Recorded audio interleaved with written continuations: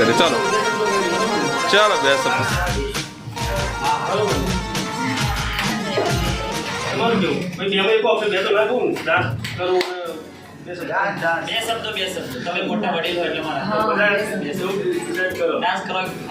મારું મન નહીં રાખો દેવા ભાઈ. તમારી ઈચ્છા.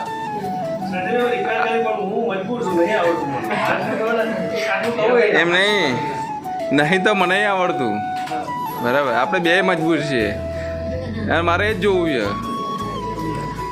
વધારે નહીં, બે ખાલી 2-3 સ્ટેપ, વધારે નથી કહેતો બરાબર. આઈડિયા આવી જશે. અમે તને સપોર્ટ કરવા આવશું બસ. એ આપણે સપોર્ટ કરીશું, ડાન્સ કરીશું ભેગા દેવાભાઈ ભેગા.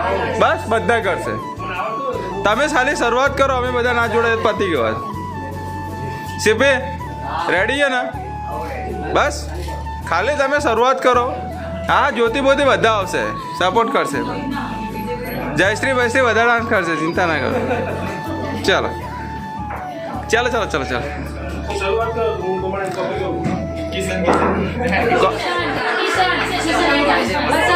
બસ કિશન આવી ગયો. અર્ષદ આવી ગયા, સપોર્ટ કરવા આવી ગયા ભાઈ. નિશ્ચિત આવી જાય, નિશ્ચિત સપોર્ટ કર. અરે ખાલી સપોર્ટ કરવાનું દે પણ તારો મિત્ર નહીં.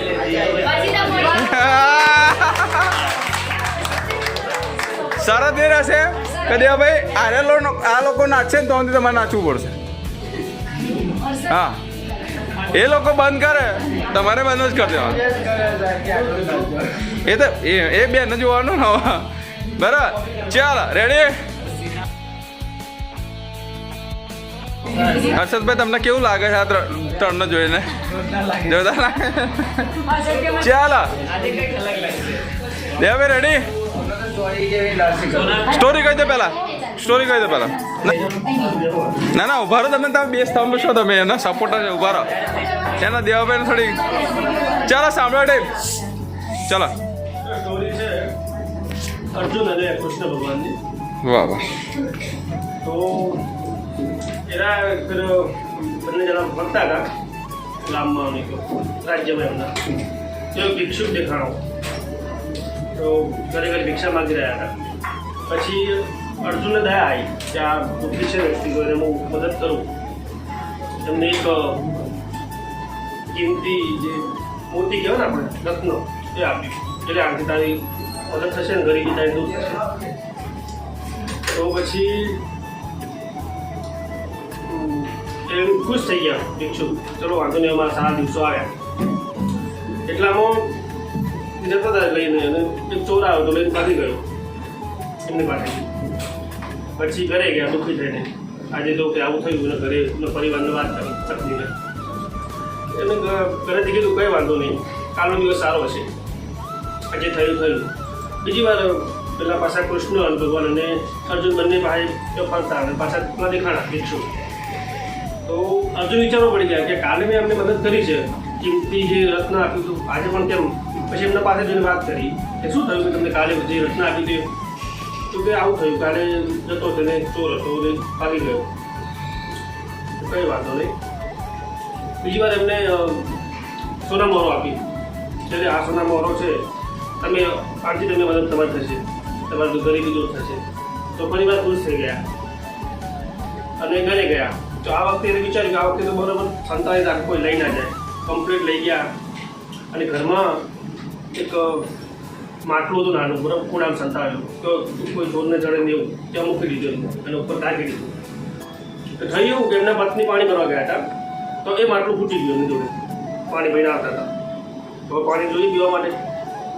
તો એ જે સંતાડ્યું હતું હીરામૂર્તિ, તો એ માટલું લઈ ગયા જોયા વગર. અને આમ કરી નદીમાં ભરવા ગયા તો પેલું જે હતું હીરામૂર્તિ કરી પાણી નથી રહી. પછી એ તો ઘરે આવ્યા અને વાત કરી કે માટલું ફૂટી ગયું, નવું માટલું લીધું. પેલા તેમાં જે વસ્તુ હતી કિંમતી, એટલે કે મને ખ્યાલ નહીં. તો કે જઈ પાણીમાં પાછા દુઃખી થઈ ગયા. પાછા નીકળ્યા પરિવાર ભિક્ષા માગવા માટે. પાછા પેલા અર્જુન અને કૃષ્ણ એમને જોયા. એમને 2 વાર મદદ કરી તો આમ કેમ થાય છે? આ બંને વસ્તુ શું થઈ પડ્યું? એટલે ક્યાં રીતે થયું? પછી આ વખતે ભગવાને અર્જુન તું રહેવા દે, ખાલી 2 સિક્કા આપ્યા એમને, બ્રાહ્મણ ને એ ભિક્ષુક હતા તે લેવો. પછી એ સિક્કા લઈ જતા હતા ત્યાં એક માછલી મારતો હતી કિનારે, એ માછલી પકડીને એ પણ જાતો હતો. તો એમને વિચાર આવ્યો કે આ માછલીને હું છોડાવું, આને વેચી નાખશે અથવા ગમે તે વખતે મરી જશે. તો એક સિક્કો આપ્યો એમને કે આ માછલી મને આપી દો. તમે આપી દીધી એમને માછલી, બરોબર, છોડી દીધી. અને એમાં બીજો શંખ હતો એની જોડે, એ પણ હતો. તો જે એમનો આમાં નસીબ એવું બન્યું કે જે પાણીમાં પેલા વસ્તુ જે હતી ને સોનામાં, એ શંખમાં અને માછલીની પાસે હતી. નાના મોટી એ અંદર ગળી, બરોબર, એ પણ એમને પ્રાપ્તિ થઈ, બરોબર.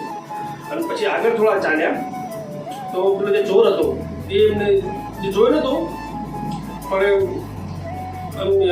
ચોર એમને ભાળી ગયો. અને મને મનમાં વિચારો એનું હૃદય પરિવર્તન થયું કે ના આ મેં ખોટું કર્યું, બરોબર. તો એ પણ એમને સામેથી જે એનું ચોરી ગયું વસ્તુ એ આપી, બરોબર. અને એમને એવું વિચાર્યું કે આને હું દંડ ના કરું, મતલબ આને કોઈ સજા નથી આપીને જવા દો. તો એમની બંને વસ્તુ પ્રાપ્ત થઈ પાછી. તો અર્જુને કૃષ્ણ ભગવાનને પૂછ્યું કે ભગવાન આવું કેમ? તો ભગવાને એટલું કીધું કે જ્યારે તો વસ્તુ આપી તે બંને વસ્તુ, ત્યારે એને કેવું બીજાના માટે નહોતું વિચાર્યું, પોતાના માટે સ્વાર્થ માટે વિચાર્યું કે ના હું ધનવાન થઈ જઈશ આવો, એના કારણે વસ્તુ દૂર થઈ.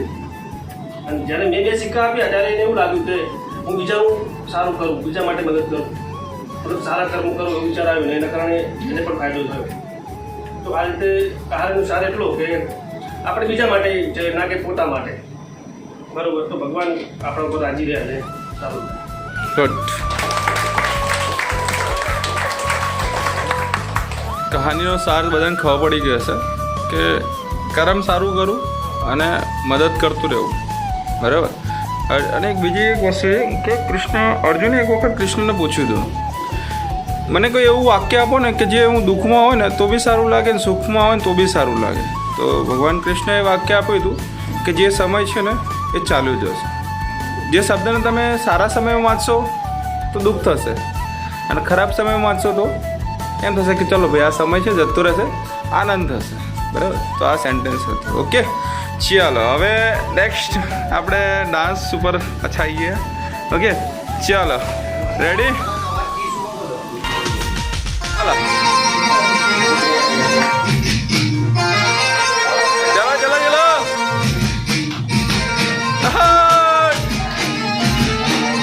વાહ દેવા ભાઈ વાહ.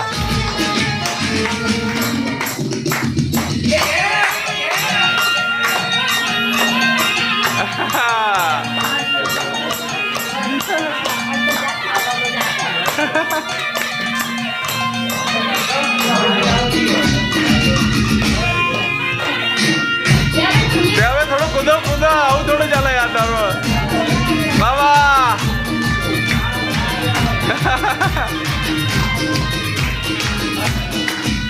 ચાલો ભાઈ, જોરદાર ક્લેપ કરો ભાઈ.